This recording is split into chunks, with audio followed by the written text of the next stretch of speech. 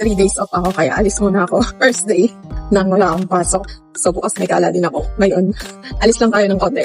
So nandito tayo sa R19. Ni hao, kapag gusto nyo pumunta ng R19, wait kayo ng bus dito, 56 harap ng dorm. So kapag may dumaan, parahin nyo kasi hindi yan titigil kapag hindi nyo pinara. Tap lang kayo ng IC card pagbaba at pagsakay. Ayan, dito tayo sa R19. Guys, punta tayo ng SKM mula dito sa R19. From R19, punta tayo ng SKM, R4A Kauya ang baba nyo.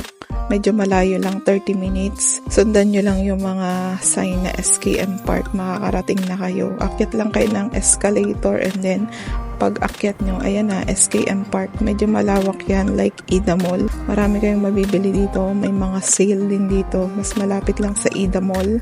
Hanapin nyo na lang yung mga bibili nyo. So, ayan. Nagutom ako, kumain lang din ako ng Burger King, tas uwi na rin. Guys, uwi na tayo. Medyo napapagastos tayo. Dapat talaga natutulog na lang tayo, guys. Minsan na ako lumabas mag-isa, kaya okay lang. Pag uwi nyo, sakay lang ulit kayo ng KRT pabalik and then wait ulit kayo ng 56 na bus. So, baba kayo ng Denshan Road. As dorm na yun. So, ayun lang. Salamat! Pagdating ko nga ng dorm, may mga dumating na new OP. Isa dyan roommate ko.